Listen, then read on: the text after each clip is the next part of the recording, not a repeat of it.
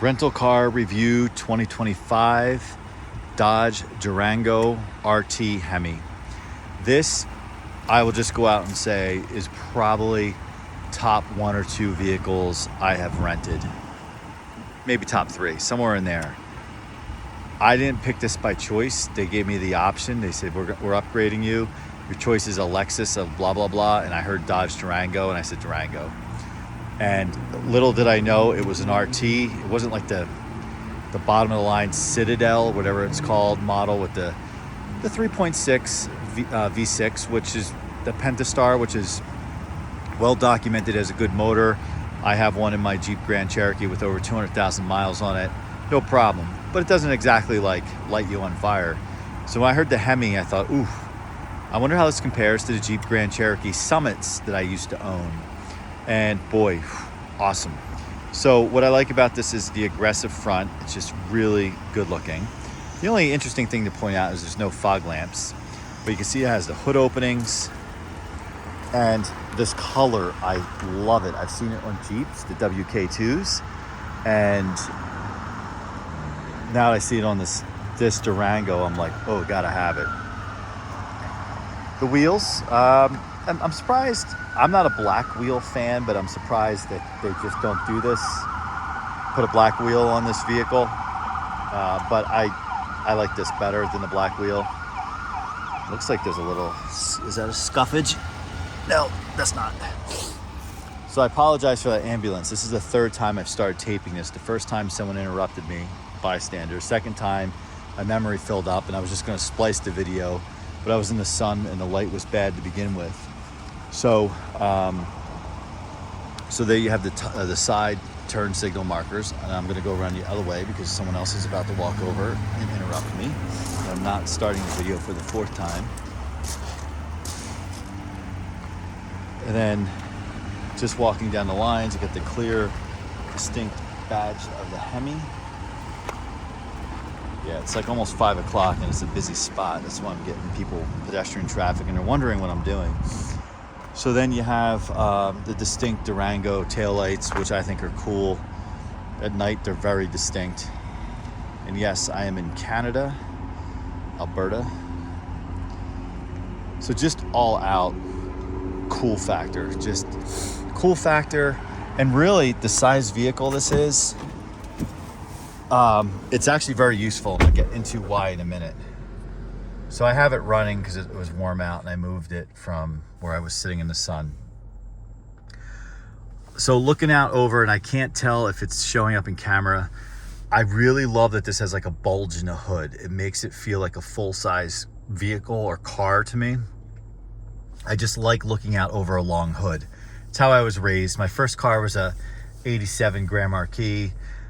I've had 3, and still have 1, but had 3 Lincoln Town cars. I just like that long hood. It just, I feel like I'm driving something substantial, something comfortable, right? And that's what this has. And my experiences as close to this would be the Jeep Grand Cherokees. The Laredo that I currently have, if you don't follow the channel, check that out. That has over 200,000 miles on it. And then there is, I've owned over the course of time, in a short period of time, 3 Jeep Grand Cherokee Summits with the Hemi in it. One was before I owned the Suburban, and then I felt like I needed something bigger, and I hated giving up that Summit because it's such a beautiful car. It's the nicest car I've ever owned, but I just wanted something bigger. So I traded that, and then I got the luxury of being able to acquire another one while still owning the Suburban. I had it for a month and I totaled it, which was the only time I've ever been in like a real accident. I hit a deer doing 70 on the interstate. And then I had the black one, which was when I worked at the previous job, and I had it in the Midwest location. And the only reason I had a black one is I couldn't find the rare blue. So that being said, obviously Dodge and Jeep are owned by the same parent company, so there's a lot of sharing, and I think that's okay because I love how Jeep's interfaces are. When I get in this and I just look even at the side view mirror, I'm like, oh, I'm in my Jeep. Roughly Jeep. a lot of Jeep cues in here, which is so cool because, again, I think Jeep lays things out very nicely, and I really enjoy it. Also, this feels much like the Summit because it has heated and cooled steering wheel, the nice leather seats, the Hemi V8, which is just awesome. And it's great. So again, very simple layout, and I know the controls. Like I can change it to this, just like the Jeep, or change it back to that. The infotainment center, whatever you call these things, the display, the screen, I like because it's not a floating screen like you hear me rail on in previous rental review videos. It's integrated, so it makes things nicer. It's just laid out beautifully. The redundance in the switches. But what's noticeable to me, actually, I think this is a wireless charger. What's noticeable to me is this is wider, or feels wider, than the Jeep Grand Cherokee. Not quite as wide as the Suburban, but wider. This one's equipped with the sunroof, the slightly bigger roof, not the giant like roof that the Summits have, but definitely a bigger roof. This is really similar, if not same, as the Jeep. My glasses are up there because it's a rental. I don't really like to keep those up there because it's a great way to forget your glasses. Here's the leather back seat, which I have some work stuff there. And then there's a third row in this. So we'll get back there in a minute. So I'm at this dilemma, and maybe I could talk about it during this rental review. Yes, I highly recommend renting this car. I highly recommend buying this car. So not even a question. You may think differently. That's how I feel, which is okay. It's okay to have different opinions. So the Suburban I own, I rarely drive. It's a 2019. I bought it in 2022. With super low miles on it. It only has 54,000 on it now. I have to like force myself to drive, not because I don't like it. I really, really like it, but it's because just ripping around town. It's a Suburban. I don't take it to the airport, even though that would be like a nice ride for it, because it's a pain in the garage. So I really only truly drive it when like we go on our vacation once a year. That's where like I really like hunker down and drive it, because I'm gone for like 2 weeks. Then it really just kind of gets opportunistic use. Then the other alternative is my 2016 Jeep Grand Cherokee Laredo, which I took from my previous job, with over 200,000 miles on it. So I could cancel out the Suburban, but then I'm relying on a nearly 10-year-old Jeep with over 200,000 miles on it to be my daily. So it's like, I feel like that could be risky, even though I'd eliminate some costs there.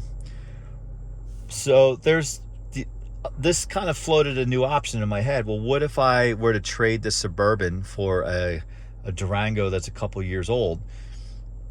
You know, a few years older, equal in price, roughly, but outfitted the way I want it. And then I have still a larger vehicle, but not enormous. So when something does possibly go down with the white Jeep Grand Cherokee I have, this will just pick up right where it left off, and there's no problem. And this is still big enough to take on vacations because I have the extra space in the back, and I can put a strap stuff to the roof because we put the bike racks on the rear. So I do have some choices. So I'm starting to contemplate that, because I do really miss those Jeep Grand Cherokee Summits, just not big enough. It's not big enough for how I use the vehicle, but this certainly is, but it has that Jeep element. I know there's an alternative. I could buy a Jeep Grand Cherokee L, and they stopped putting the V8s in them. They put the V8s in them in the Summits alone for a few years, but those are still pricey right now. They're really pricey, and I'm not looking to add cost. I'm looking for about an even swap with the Suburban. So this might be an option for me. So I know when I do rental car reviews, I'm kind of talking about, you know, vehicles that others could rent or suggest for buying if they have a need. So that is certainly a possibility. Let me know in the comments what you think. But before we sign this one off, just want to show you the back of the interior.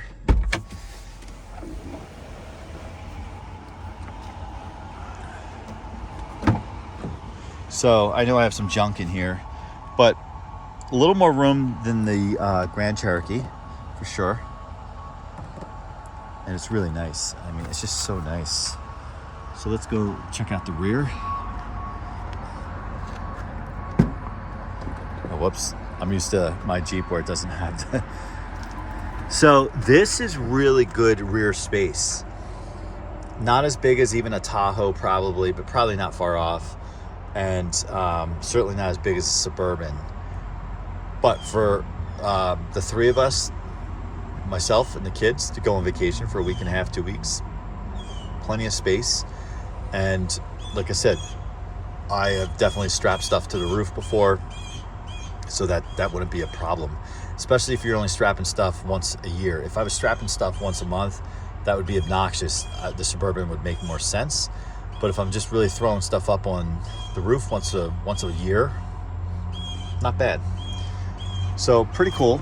So that's going to about do it for this. That's right, it's the same spot as the Jeeps.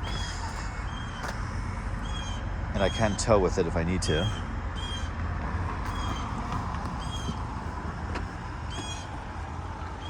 All right, well, thank you for watching. This was an absolute joy to drive. I head back tomorrow. I have an hour ride or so to the airport, so I will enjoy it. And if it didn't take 24 hours to drive home, I'd be tempted just to drive it home. And again, let me know in the comments what you think, what I should do. Should I swap the Suburban for this? Should I just like hunker down and just keep the Suburban, deal with life, stop being a little complainer? I can do that too. And again, thanks for watching. Comment, like, subscribe. See you on the next one.